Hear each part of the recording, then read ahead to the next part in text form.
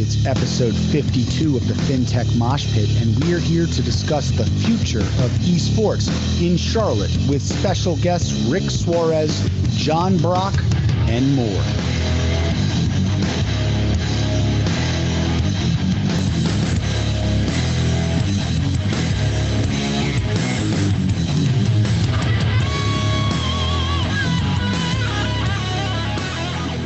Oh, yes. Oh, yes, ladies and gentlemen, we are back, and this is esports-related programming. I got to tell you, it does not get much better than this. I'm going to invite my two guests right now to unmute themselves because I can't even figure out. It's been so long since I've used this technology. I don't even know how to use it anymore as the host. And I'm going to invite them to say a quick hello. First of all, first and foremost, none other than Rick Suarez. He's the founder of Stay Plugged In. He does a whole lot of other things, but his depth in esports these days is pretty much unrivaled here in the QC. Rick, thank you for joining me. Thank you for having us. I sincerely appreciate you taking the time to talk a little bit about esports here in Charlotte. So thank you. Oh, absolutely. And then there is one other man here today.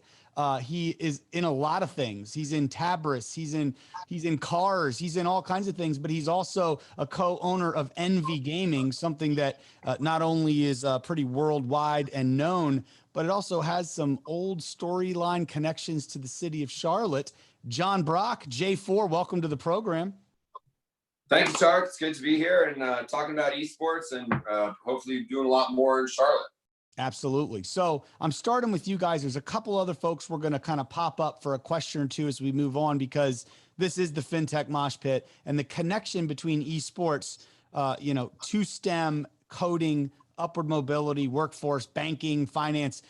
There is a lot of relevance, and we've seen that. But let's just start with the ecosystem itself. Let's just start with esports as an industry in general. And there's a bright future. A lot of people are paying very close attention to this. But John, I want to start with you.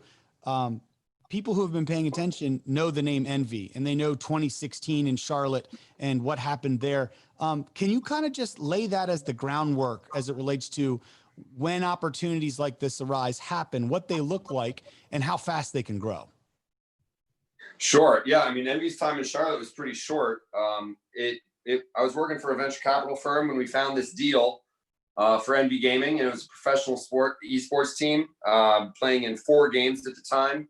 It was the 2016 Esports Team of the Year, and it was founded and run by this guy named Mike Rufail. His gamer tag is Hastro. So made a big investment and brought them to Charlotte in the summer of 2016, and they grew here. We had offices uptown, right by the park.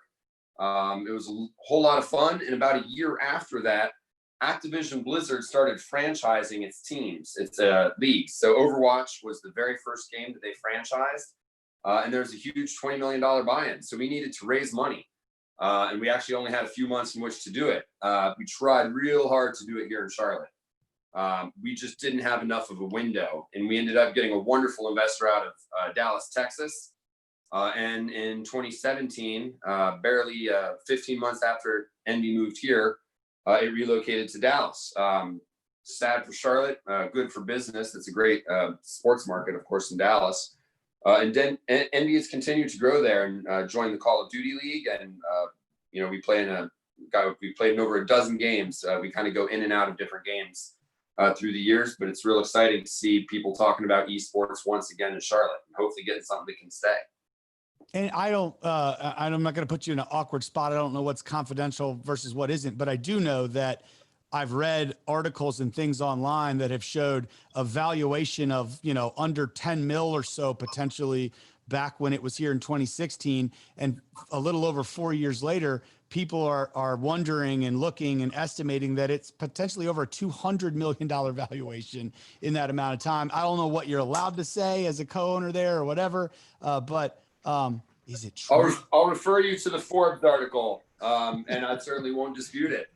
We encourage it. It's been no, it's been a wild ride, and it's been a lot of work as well. I spent a couple years working directly with Mike, and then now I'm just a board director. As the guys in Dallas are doing a wonderful job continuing to grow it, and it's growing still. So we'll come back to you in 1 second, J4. Right now, I want to jump over to Rick. So that was macro, global brand, envy, kind of the storyline and its touch point with Charlotte. Now let's look back to, all right, well, stuff has been going on in the Charlotte esports scene over the last 4 years. I'm wearing a Charlotte Phoenix hat. There's the Charlotte Esports organization. There's the great work by CJ Collins, by Josh, by Jeff Brokaw, and everything they've done with support of the community. And then there was you, Rick Suarez, who is the owner and founder of Stay Plugged In, an organization that was also doing things on one side of this, but you are also the primary investor in what's happened on the other front of Charlotte Esports, Charlotte Phoenix, those things like that. Just take a second to fill us in on what is Stay Plugged In and what have you done and kind of been focused on to date, and then where is your vision now going as it's expanding? Sure. For me, we'll Stay Plugged In. Long story, very short. I have a family that really is immersed in traditional sports. All three of my kids play, and we follow them around the country to watch them play literally every single year. With esports in general, it's been around for a long time. It's just the popularity of it has reached such a fever pitch, obviously over the last 5 to 10 years. And I think that Charlotte is a prime location to really explore the boundaries of what can happen with esports here. So for Stay Plugged In, what I did is I kind of correlated what happens in traditional sports in terms of recruiting, retention, and completion, really getting the esports athlete an avenue to really understand what's out there for them opportunistically, collegiately, and career path-wise. Because I don't see that a lot yet. I think it's a trickle-down effect. I think you see a lot of attention, obviously, on the pro side, such as with Team MVs and other teams like that. The collegiate space is absolutely on fire. I think in 2018, we had about 73 varsity teams. 1 year later, there was over 130 varsity teams. Going into 2020, the expectation is that there would be over 200 varsity teams, all of which provide athletic, collegiate scholarships for esports. So this is an area I think a lot of parents may not be fully aware of. So our goal and our mission is really to try to help educate the parent, really try to help them understand how big of an ecosystem this truly is. And more importantly, everybody games, literally everybody games. So why not take that passion for that individual that likes it a little bit more, maybe a little bit better at it, and show them specifically the direction in which they can utilize those skills and ultimately really get something back that could be pretty special. So for us, that's our founding principle. That's our philosophy as to what we're trying to accomplish. And I think here we can utilize just really a celebration of spirit here in the Queen City and develop a place where you can go get together, get to really experience all that Charlotte has to offer within a complex. In terms of people, food, art, music, esports, you name it, that's ultimately what our goal and vision is long-term. So let me just jump over real quick to John. John, just as a side note to this, as someone who fought to raise money for a more traditional esports venture, more team-based approach, franchise type model in the Charlotte area, where we know the Charlotte ecosystem is a bit more risk-averse capital. It's the old kind of banking model in a lot of ways. While it's evolving, 2016 showed that vision wasn't quite comprehended. Do you think with what Rick is now infusing into both of those things, that this is something that investors here, while they see the vision and they see the growth that actually happened with something like an Envy, so there's one proof point, they also can better understand that multi-billion-dollar annual youth travel physical sports model and how that works, how it connects to recruiters and scouts and going to college and all those things. Do you think that's a competitive advantage? Oh, without a doubt. So first of all, I think that Charlotte's one of the best cities for things like esports. And I thought that back in 2016, and I believe it now as well. I will say, I think that the investors in Charlotte are getting smarter. It's not that they're getting more willing to take risk. They're understanding that they need to take some of that risk to have a well-rounded portfolio. And so raising for some of these early stage ventures and high growth ventures is becoming much easier to do in Charlotte. We're not there yet, but we're trying hard. And we'll get there. And I think what Rick is doing is actually quite amazing, because he's taking all the excitement from esports and he's turning it into a venture that is actually much more traditional, that a lot of the Charlotte investors can understand a little bit easier and come to grips with. It's still predicated on this whole esports model and people playing competitive video games, but it has a play that is more traditional for all of them. You know, Envy, just a straight up professional team, is a little bit. It's a little bit crazier. It's a little bit harder to understand. So I love the well-roundedness of what Rick is offering to the community right now. So Rick, go back and kind of finish it off. If I were to summarize it back, and then I want to pop up one of your initial renderings of something that you can talk to. If I was to kind of play it back, essentially, so you've got the team stuff. We've already talked about that. Envy is kind of the team approach. The Charlotte Esports and Charlotte Phoenix historically has been a team approach with content. If you have that, but you have it also alongside essentially a recruiting pipeline that's half connecting to youth across the country and bringing them to physical travel esports, unlike travel physical baseball, where they come and they go because they're going to be around those college scouts and things like that. They're coming here to a physical location, and then you're connecting them to those college relationship esports teams you have. There's a physical manifestation of this as well. Let me pop that up and just kind of talk through what exactly it is we're looking here at. Yeah, sure. No worries. Again, I think the room for growth and expansion is so massive. What we do is have an opportunity to really show and put together a blueprint of how this should be done. So what I envision for the city of Charlotte is that exact opportunity where nationally kids from around the country can come in because they're so excited to be playing esports. That's their passion. That's what they do. We have the college recruiters coming in from around the country to actually observe them, because I think with any traditional sport, it works the same way. You know, if a college recruiter over at UNC sees a pitcher that throws 94 miles an hour, well, they all have those analytics, but they still want to go see them. They want to know, what am I bringing onto campus? Is this going to be a good person for the school? Is it going to be a good teammate? So that ultimately is a destination here in which we want to provide for the college recruiters to come and see that physically as well, because they can get the metrics and they can get all the data, but what they can't see is what that person and that individual is like. So as you look at this schematic that you have up on the screen here, I envision really mainstream coming together with esports and really making this, again, kind of a spirit celebration here for the city of Charlotte, where as you walk in, there's the town center retail and entertainment district where you've got traditional sports bars, you've got shops, certainly, restaurants, etc. As you walk through that, you'll start to get into the green area, the pavilion / amphitheater, in which there's outdoor seating for those that want to enjoy the outdoors and eat outside and just kind of hang out picnic-wise, things like that. The amphitheater would be for local bands to come in, because one of the things that I was attracted to as I started to investigate this esports space more and more and more, music and esports are tied together pretty heavily in a number of different events. So this is an opportunity so that people can kind of just sit out, watch, take in some of the local artists band-wise, potentially while an esport event is going on or not. But then also, as you look at the field house, the intent would be all of the tournaments, all of that would be taking place there. And there'd be some separate buildings behind as well. But the attention would be there so that as these kids are playing and going through this esports process, the social aspect of it, the competitive aspect of it, heck, just the fun aspect of it is really going to stand out better here than in any other city, because no one's quite doing this yet.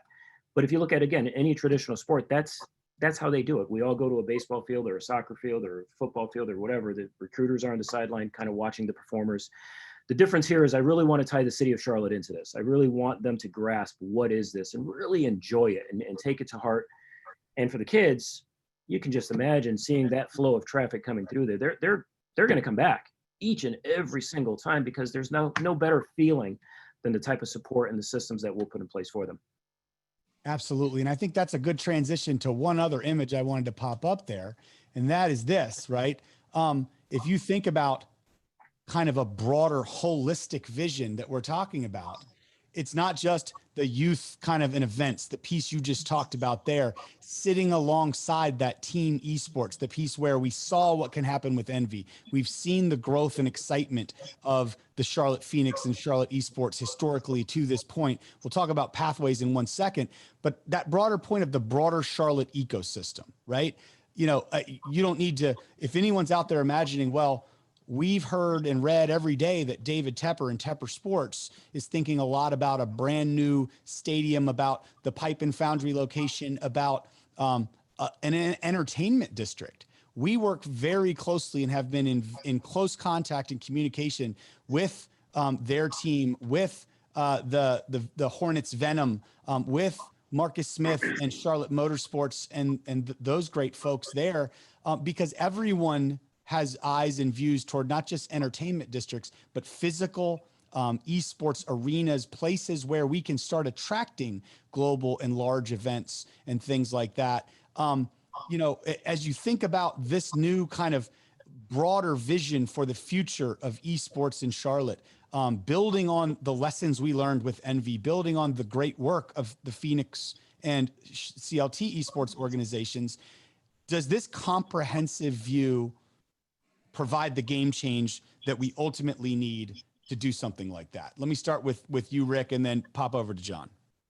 Yeah, I think undoubtedly being able to merge all of that together into one makes that multi-use facility so much more attractive. You know, just diving into numbers again, youth sports, $25 billion industry in general across the board.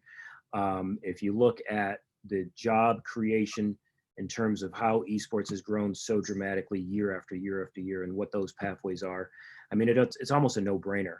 It's just really being able to provide that facility that can be utilized not just for the youth and youth travel, but obviously potentially for the Phoenix, other pro events that come through, as well as multitude of other things as well. John? Two things. One is I think having a comprehensive ecosystem is extremely important. That's one thing we didn't have in 2016.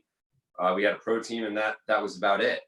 And now we have most of these pieces coming together with vision for how to build the rest of it, and really having all the partners at the table that can really put it together. One thing I also wanted to say, people are very excited about esports right now because during sort of the awkward last quarter that we've had and continue to have, esports has done really well because it's a digital sport. It's digitally native. Other sports have to sort of transfer into that. But when Rick is sitting there talking about recruiting, it doesn't matter whether you're talking about college or whether you're talking about professional. It's very difficult to recruit without meeting people in person, seeing are they coachable, seeing will they work well together, are they nice people you want to work with. We have all the data. I mean, the esports has been moneyballed left and right because you already have the data. But being able to put together a good team is a lot more than just having a player that's statistically good. And as colleges and universities start figuring out and maturing on how they should give these scholarships and build their teams, having a place where they can all be together is going to be extremely vital. So I think there's a huge vision in that pathway as well. Let's take a quick second, bring CJ Collins on, also known as Coach Pathfinder, CLT Pathfinder. He's in the Tabra studios today, it looks like. Siege, how you doing? Siege, can you hear me? Oh, you got to unmute yourself. There you go. Now he's on. Sorry. Yeah, sorry, it glitched out on me. Can you ask your question again, dude? I didn't ask it yet. Oh, okay. Perfect timing. That's great. Great, Siege. Okay, well. I got one question for you. Hopefully you've been able to hear the knowledge these two guys have been dropping on us. The question is, you're kind of the grassroots community builder, bottoms up from an esports perspective. Clearly, what we've seen here and has been laid out in this kind of new next generation vision is both top down, bigger franchises, growth, national programs with youth and events and recruiting, but also the bottom up, the build of that bottom up ecosystem and community, like we saw in Atlanta with the physical soccer leagues and MLS, what ultimately happened there as they had this rabid fan base that kind of met bottom up, met that Arthur Blank organization top down that just dominates, US soccer at this point. My question to you is real simple. When you think about how people that are quantifying the investment and the ROI and everything of esports today, it's almost like in a lot of cases, well, there's huge valuations out there, but a lot of times they're liquid. And how do you succeed? And what are those formulas? I know you strongly believe that the key to a lot of that is the bottom up community building. And a big factor in that, and the difference between esports and regular physical sports, which I learned from J4 here, is high fan base and viewership, more immature and low levels of monetizing those fan bases and engaging them in certain things. Just tell us about how the community building aspect plays into that. Yeah, I mean, I think it's the core of what we have built through Charlotte, Phoenix, and CLT Esports, and it has been extremely community driven. We have community nights, right, where we engage with all kinds of people that want to play different games within the city of Charlotte. And it's at 9 p.m. every night, right? And one of the goals of that is to bring people inside the city together that wouldn't have connected without that platform. So the entire model we have created is with the intention of connecting people that would not have originally been able to connect without a platform. And the platform in this case is esports. And when we talk about like how that turns into ROI and actually money, right? Because that's the big question in esports. Like, how do you actually turn it into something that you can monetize? And I think that we have found a great formula that the people that do engage within those communities are kind of lifelong fans. They stay around and they're engaging every night with more people, and that effect has kind of snowballed.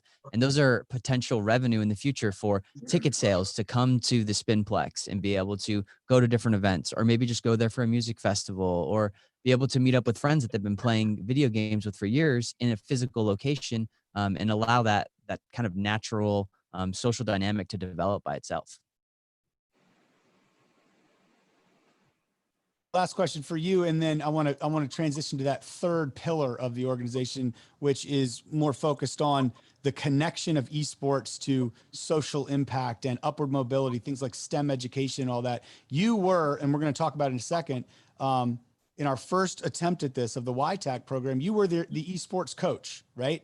You got to spend every morning and many evenings as well with a lot of these kids that were seniors in CMS, many of which not planning to go to a 4-year university or college, rather enter the workforce, many from Title I schools, some of which came in pretty good at esports. Some of them, he keeps telling me, stop calling it esports all the time, Tark. That sounds really noob of you, but I'm going to do that anyway, Siege. And some of them coming in literally never having touched a game, and we saw how they evolved in 1 month. What is your punchline before I go to Hillary and Pasha, our next two that I'm going to pull up here? What is your punchline on having spent that time as their coach, and how esports can be just more than essentially the team sport angle? Yeah, I would say that each one of those kids in that YTAC program were able to engage in their social dynamic, right? So those guys actually went off and they created their own like little mini space, and they all like connect daily and play games together. And I learned a ton as a coach on what it looks like to be able to teach somebody from not knowing anything about esports, not even having a PC in their home, to putting that PC in their home and walking through the process of teaching them maybe the things that they hadn't learned with the PC, and then the next step with the game. It was extremely rewarding, honestly. And I'm super excited. I mean, hopefully YTAC number 2 is coming very shortly. And we're looking forward to that. And it's going to be a great program, but like that one's going to be so much bigger. And I think that it's the whole effect of everything that happened with YTAC number 1 is going to be, quadrupled because of that. And those communities within the high schools are going to be created, and they're going to be able to interact with each other in that way that we want to see. Great. Pathfinder, get out of here. While he does that, Rick, John, any responses, reactions to what you just heard from Coach? John first. No, I think first of all, CJ is such a sharp guy, and he's doing such a good job of sort of responding to both the things he said. The community is all important when it comes to esports, as it is with anything. I mean, it's all about entertainment, and the games themselves are entertaining, and then it's entertaining to play with your friends, and it's entertaining to watch other people play and compete.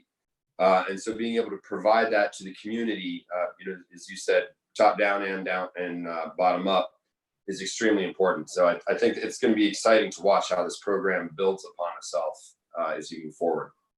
Rick? Yeah, no, completely agreed. And I know, Tark, you and I have spoken about this on separate occasions, but really being able to serve the communities that may not have the ability to get this type of technology there is really what I think sets esports apart and really creates such a massive opportunity. And what I mean by that is, if you went to a community that you wanted to teach a little bit more about baseball or basketball or football or whatever, that's great. But if they're not a really good athlete, it pretty much ends there. Where here with esports, again, everyone games. So once you introduce them into what is esports, how does it work? What are some of those other games and components? But now we learn how to code and develop software or do broadcasting or event production or whatever. Again, there's so many opportunities. That's something that's tangible that they can do no matter what they look like, no matter what size they are, etc. That's something that anybody can do. So I think, excuse me, the impact that you're having and providing with the YTech program is something pretty darn special. One, and obviously we've talked about different groups, whether it be for girls specifically, for veterans, a number of things that we have in the works that I think is going to really just compound that effect and really provide a number of opportunities for a lot of people. Hillary, would you join us for a quick second? This is Hillary Crittenden. She is the really the force and power, the engine and gasoline of the CELC. Hillary, can you start by just telling everyone who may not know what the CELC is, what it's about? Sure.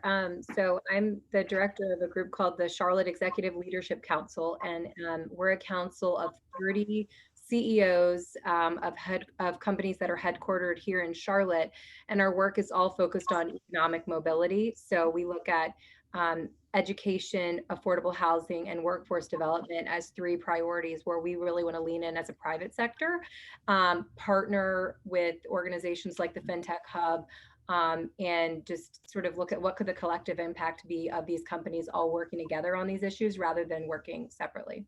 So you have been really a godsend, if I'm going to be honest, over the last couple months, because we started talking about could we do a youth-based program that somehow touched workforce development, pre-apprenticeship, particularly in those Title I schools, particularly in some of those areas where kids were graduating and not going to be going to college.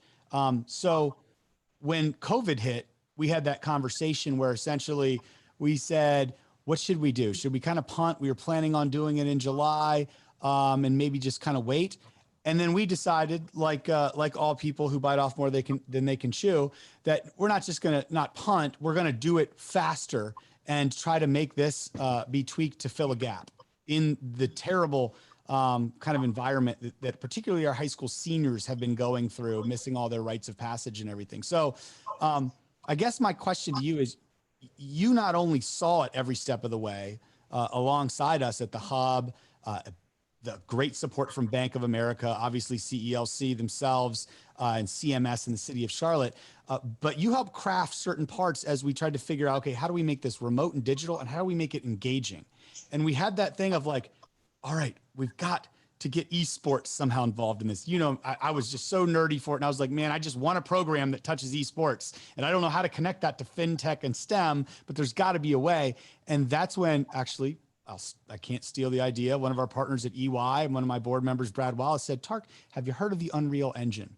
And that's when I learned about the Unreal Engine, which is from Epic Games, one of our home state heroes out of Cary, North Carolina, where we infused the ability for them to play esports and train with their coach and compete school versus school, code all afternoon and learned curriculum and instructors. But then in that middle part, really be able to design their own game first in configuration mode, and then learning, oh, I can go to advanced mode with C++ and I can do things I could never do before, connecting the thing they love to do anyway with the skill we're trying to show them in workforce. So with that premise in mind, what are the punchlines as you think of them, as what you've learned and where we're going, as to why esports is such a critical component to this critical work nonetheless, and why it's exciting to think about the broader vision and strategy of where it's going? Yeah, absolutely. And I mean, I think that was a great summary of how we sort of connected the dots to get to where we are today. And personally, having no background in esports, this has been a great way for me to see how the pieces all fall together. I think for the CELC, we've been focused on creating pathways for youth into strong employment that has, mobility into great companies with benefits and engagement. And so we look at, how can you start that engagement and those pathways in middle school, frankly, because that's when you can really pull kids in. And so what I think we were able to do with the YTAC cohort 1 was actually reach kids who probably never thought that either their interest in gaming connected to potentially, I could be a successful web developer at Bank of America or Ally. And I think it also pulled in folks who said, hey, this kind of like gaming and competition thing could be cool. Not sure if I'm good at it, but they got the skills and support from CJ, the training from Tarek and Pasha and the team at Tech Talent South in the afternoons. And I think what we're really doing with the program is saying, here's a new, engaging, and exciting way for you to experience gaming, STEM, esports, and how that connects to jobs. And it's different than what virtual learning has been for so many kids, which is, sort of, I'm staring at a computer screen, I'm missing the engagement, I'm missing some of the excitement. And so as we're looking at the summer period, potentially next fall, with folks not being able to have that in-person experience that's so valuable, I think it's really critical that this is a work-based learning program that is exciting for kids. It's not a virtual internship that just feels like more class. It is teaching them about teamwork. It's a fun level of competition. And so we've been just really excited about it from a CELC perspective. And it's really putting, frankly, that pathway into the WIN program that we've wanted to see all along, that says, here's how you go from CMS into training directly into these great jobs. One last quick question before you go. So, I mean, it's, and you and I have experienced this, it's impossible to talk about this program and everything it is in like under 30 minutes, right? So we didn't even mention the fact that it has a component of bridging the digital divide. These computers right here, you see that? These high-end custom PCs, every single kid in that class had it delivered to them so they could code on it, they could game on it, they could learn how to build their own game on it to their house. And those that didn't have internet, it was fixed. We paid them an educational stipend of the equivalent of $10 an hour to just play games and learn how to code. I mean, there's so many other dynamics. Just mention real quickly about the PIA pre-apprenticeship certification angle too. Yeah, so we're really excited about this. We've been working with a statewide coalition of how do you grow youth apprenticeships in North Carolina, and we sort of positioned Charlotte as the urban center. Charlotte is known for its manufacturing apprenticeships, and we've been doing that for a long time very well. But this was an opportunity to say, how can Charlotte develop something in the fintech space that is an apprenticeship where students receive training, a credential, and a pathway into a full-time apprenticeship that leads to employment that is in a field outside of manufacturing. And so I'm super excited about this. We were the first city within our conglomerate of, partners in North Carolina to get a program up, running, and already have had a cohort of students go through the program and be paid, with 25% of them actually getting admission to the next WIN cohort, which is really exciting.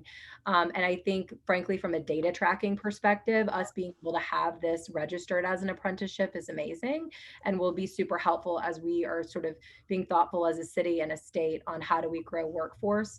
And I think, the other piece that's just really interesting with this program is that we started this in Charlotte. We want to drive this in Charlotte, but this is something that could be applied in any place around North Carolina or frankly beyond. So this is a pilot that's easily replicable, that I could work with a similar group in Dallas or in wherever and say, this is the formula and this is how we these are the partners that are needed and how we roll it out. So I'm really excited by that.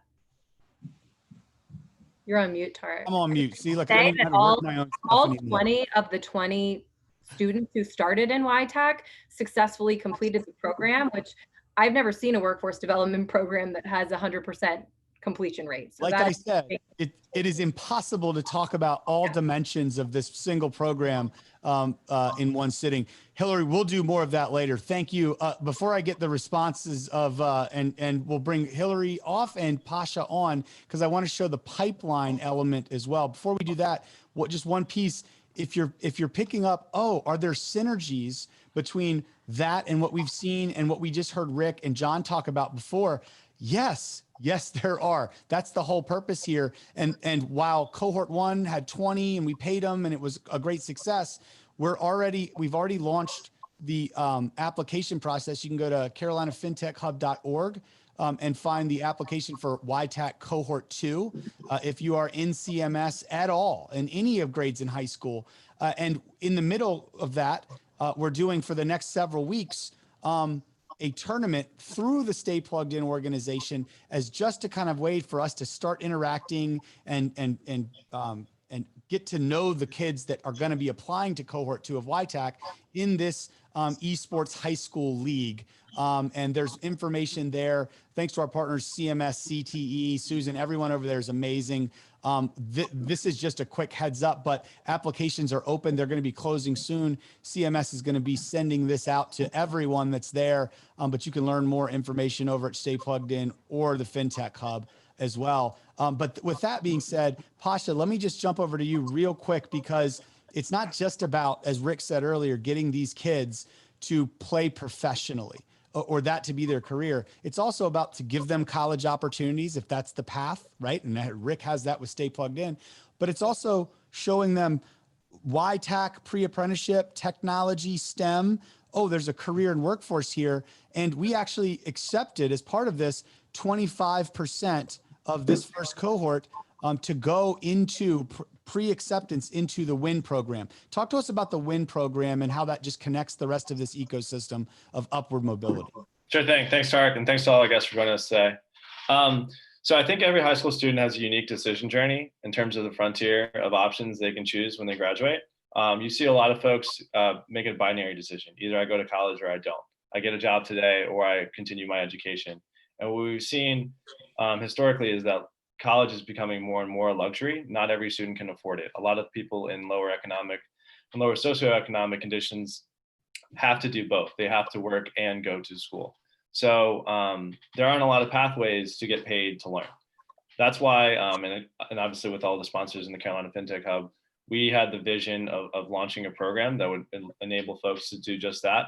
Not obviously all high school students, but open to anyone with a high school degree or equivalent, like a GED. And basically we take people from underserved communities and we give them 6 months of paid training. So you can do both. You can train, get an education, and get paid to do it. At the end of the 6 months, the people in the program, the participants is what we call them, they've learned HTML, CSS, all the way through JavaScript and advanced Java and Spring Boot and things that people probably haven't heard anything about. But the moral of the story is that they're ready for a career in technology, and they onboard with our partner organizations like Bank of America, Wells Fargo, EY, and all of the major employers here in the city of Charlotte and an ever-growing list. And we're super grateful for our sponsors for making that possible. So through this esports lens, the YTech folks have seen the same journey, right? And we're talking about accessibility and envisioning your future career opportunities available to you. Most of these folks think that they're going to do blue collar jobs the rest of their life because technology isn't an option.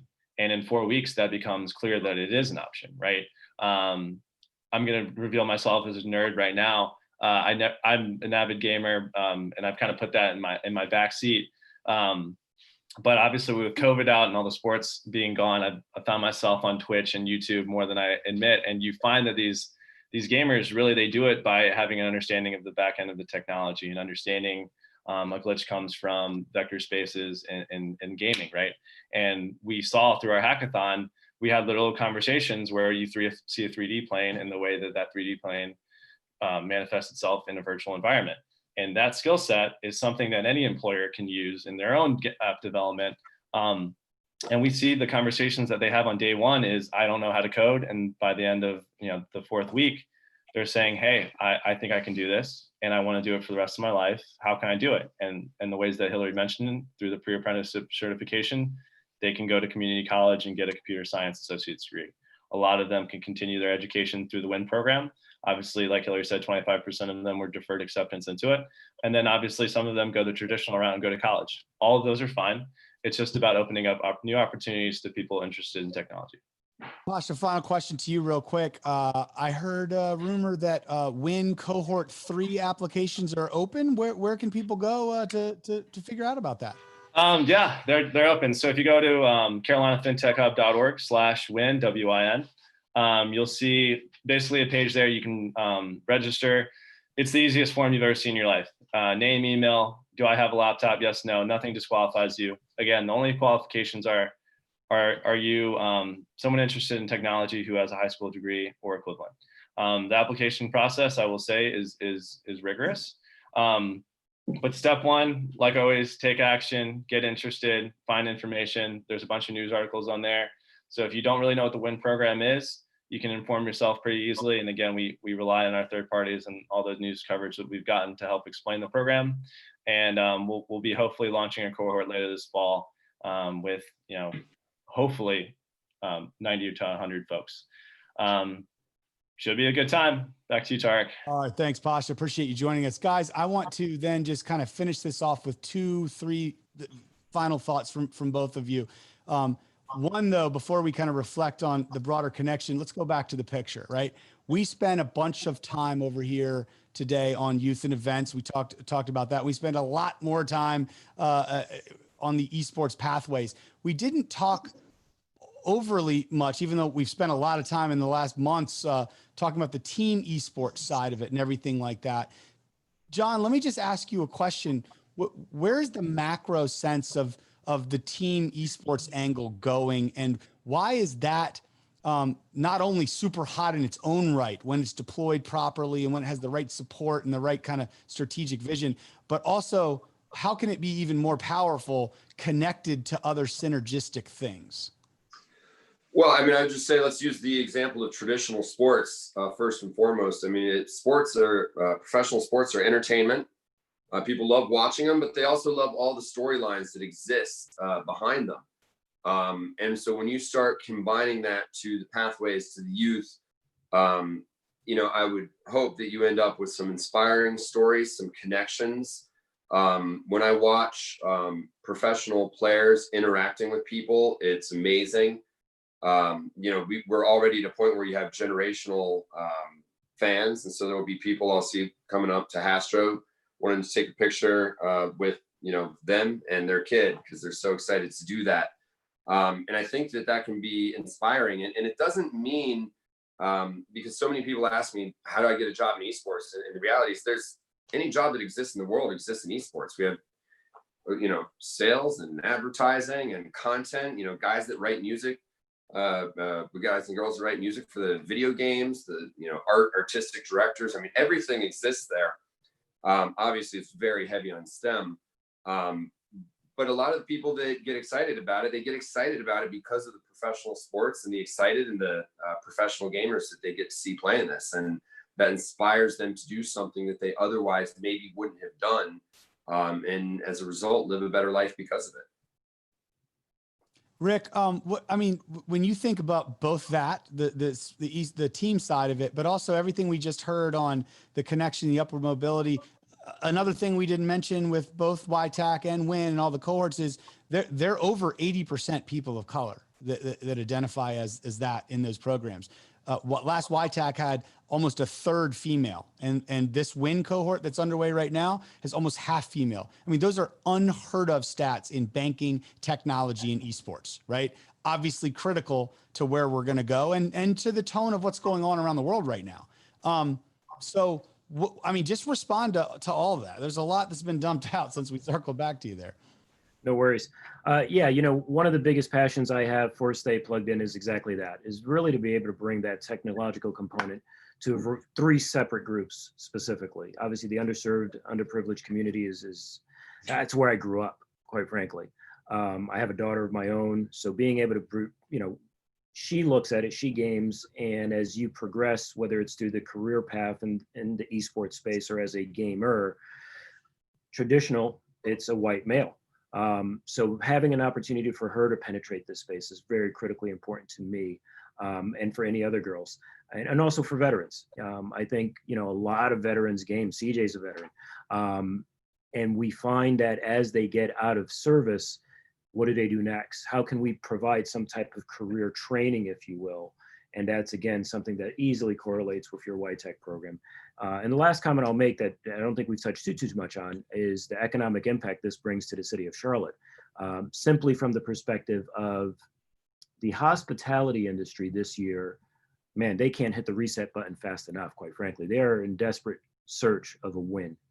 And this thought process that we've put together is not to create one event annually that's a great event like the RNC, unfortunately, that we lost, something like that. No, these tournaments, they go on year round.